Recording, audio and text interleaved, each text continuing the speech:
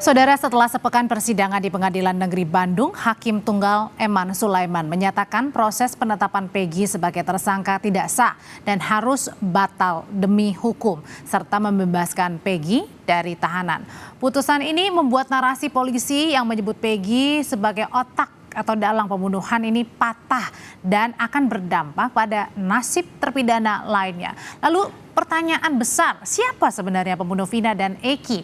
Kita bahas malam hari ini bersama pakar psikologi forensik Reza Indragiri Amriel. Pak Reza, selamat malam. Selamat malam. Pak Reza, jadi Hakim Tunggal Eman Sulaiman ini menyatakan Peggy bebas, tidak bersalah, harus dibebaskan. Nah, sebenarnya berarti Peggy bebas ini karena memang Hakim Tunggal ini melihat bahwa tidak ada bukti, tidak ada saksi selama persidangan pra-peradilan yang menguatkan bahwa Peggy sudah sah ditetapkan sebagai tersangka dan benar ini merupakan pembunuh Vina. Mari kita samakan persepsi bahwa sidang pra-peradilan tidak berujung pada kesimpulan apakah PS itu bersalah atau tidak bersalah, bukan. Sidang pra-peradilan ini sebatas untuk menguji, men-challenge, menantang pihak kepolisian untuk meyakinkan hakim bahwa penetapan PS sebagai tersangka itu sah atau tidak sah. Jadi bukan pada bukti-bukti material dan seterusnya yang baru akan diangkat pada sidang pokok perkara, kalau ada sidang pokok perkara. Nah, hari ini apa boleh buat, karena Polda Jabar sudah membingkai peristiwa Cirebon sebagai pembunuhan berencana, dan Peggy Setiawan sempat disebut sebagai orang yang mengotakinya, maka putusan sidang pra-peradilan hari ini mematahkan narasi tersebut. Karena akhirnya kita tidak menemukan sebuah titik simpulan bahwa PS betul-betul orang yang secara sah ditetapkan sebagai tersangka pembunuhan berencana, bahkan ruda paksa. Karena PS tidak dikunci sedemikian rupa, maka nasib ke-8 orang yang ada di dalam penjara itu apa? Apakah mereka kaki tangan PS atau seperti apa? Nah, inilah pertanyaan susulan yang semestinya bisa menggulirkan mekanisme hukum luar biasa berupa PK. Sebelum kita bertanya kepada sebenarnya nih para terpidana jangan-jangan benar-benar salah atau gimana nih? Nah, tapi pertanyaan besarnya kalau gitu yang sekarang, kalau gitu siapa dong pembunuh Vina dan Eki? Itulah alasan mengapa saya sejak awal merekomendasikan agar Polda Jabar tidak mencari-cari DPO, tapi justru berfokus pada melakukan eksaminasi terkait dengan review kerja-kerja saintifik di tahun 2016.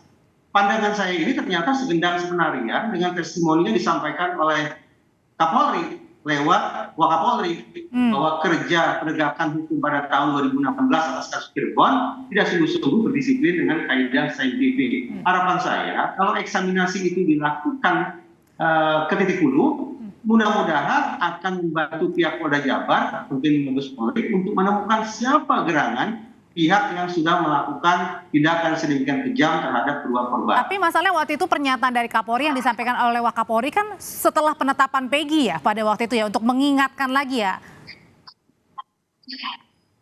Betul, terkait dengan pengungkapan kasus pada tahun 2016. Nah, putusan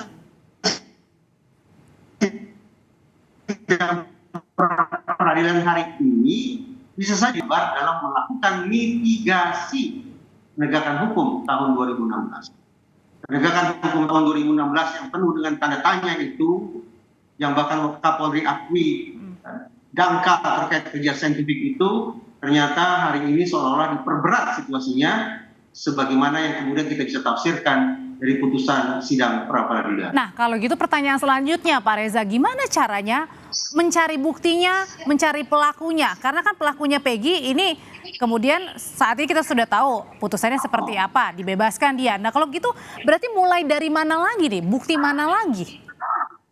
Sebelum mencari siapa pelaku yang sesungguhnya, pertanyaan yang lebih mendasar adalah apakah benar 8 orang terpidana itu adalah pelakunya? Itu pertanyaan yang paling mendasar yang justru lebih penting untuk dijawab terlebih dahulu agar kemudian tidak terkesan kita sudah memenjarakan orang yang tidak bersalah.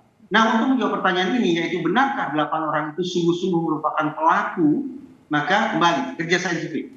Bicara tentang kerja saintifik, sejauh ini kita sebatas menyoroti tentang CCTV yang tidak dibuka, sperma yang tidak dilakukan uji DNA, serta hasil otopsi yang juga penuh dengan sorotan masyarakat. Sesungguhnya menurut saya, firasat saya mengatakan ada satu alat bukti lagi yang patut untuk diungkap Apa itu, Pak? Yaitu mari kita berangkat dari asumsi. Karena ini dibingkai sebagai kasus pembunuhan berencana, maka antar pihak, antar pelaku pasti ada komunikasi terlebih dahulu. Karena Perencanaan itu ya? bukanlah HP mereka. Siapa, dengan siapa, terkait apa, jam berapa, itu yang perlu dijawab kalau HP mereka bisa dibuka. Demikian pula, mari kita berikan sorotan terhadap almarhumah Vina dan almarhum Eki yang saya bayangkan sebagai sosok remaja yang sehat, yang aktif, yang bersosialisasi dengan baik. Dengan potret sedemikian rupa, saya bayangkan mereka juga pasti melakukan komunikasi pada malam hari itu. Ambil handphone mereka, lakukan imaging untuk mendapatkan informasi atau data serinci. Tapi masalahnya ini 8 tahun yang lalu, gimana caranya untuk melihat lagi datanya? Apalagi para terpidana juga sudah masuk penjara kan, Pak? Firasat saya mengatakan boleh jadi Polda Jabar sudah melakukan penyedotan data dari handphone para pihak.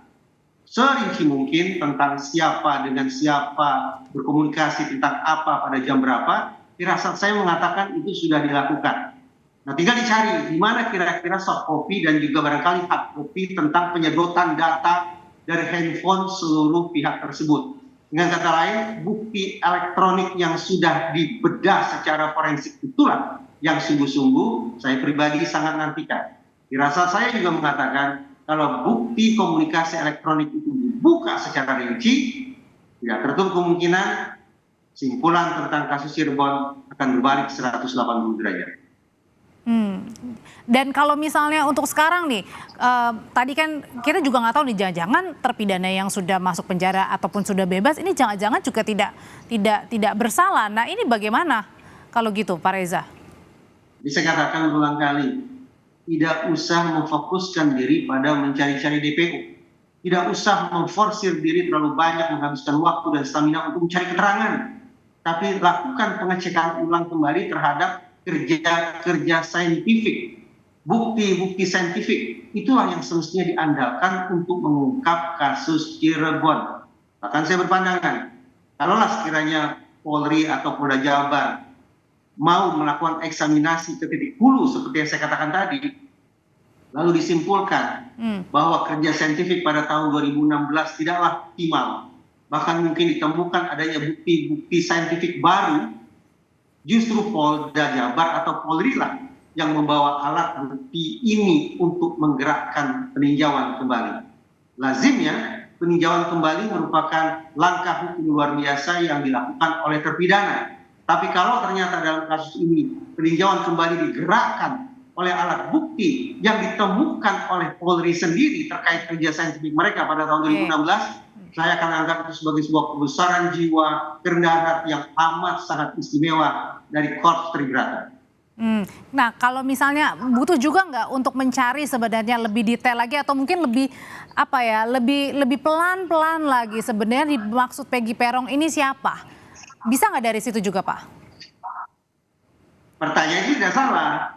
Tapi pertanyaan itu akan kembali pada fokus mencari-cari DPO. Oh, oke, Dan balik lagi. Saya pribadi tidak menganggap bahwa mencari-cari DPO merupakan agenda yang harus diprioritaskan.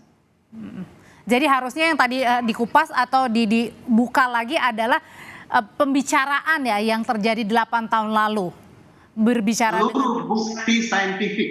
Bukti saintifik. CCTV, uji sperma, kemudian hasil otopsi, plus yang baru sekarang kita angkat bersama-sama, yaitu tentang bukti komunikasi elektronik para pihak pada malam itu. Siapa dengan siapa, tentang apa, jam berapa, itu yang perlu kita buka.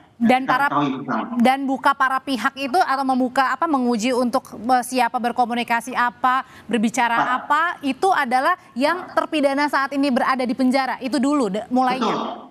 Betul.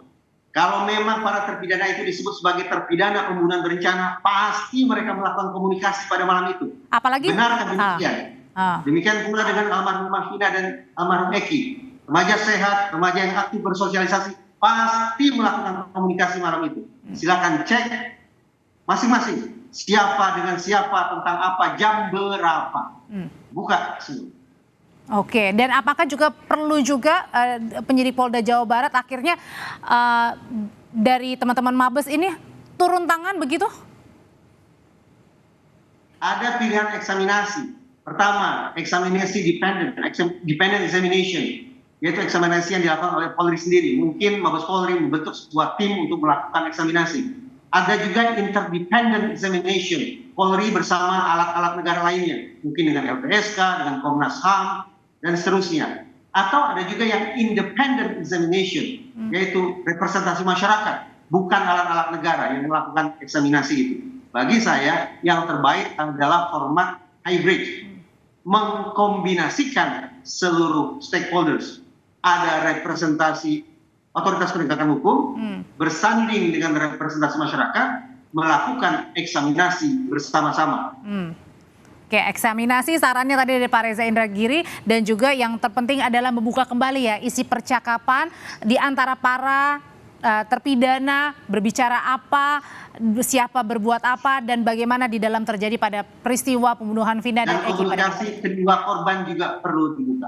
Dan sejumlah korban. Oke, baik, terima kasih Pak Reza untuk pandangannya, karena masih tanda tanya yang saat ini ditanya oleh publik dan tentunya keluarga Vina adalah siapa sebenarnya pembunuh Vina dan juga Eki. Terima kasih Pak Reza.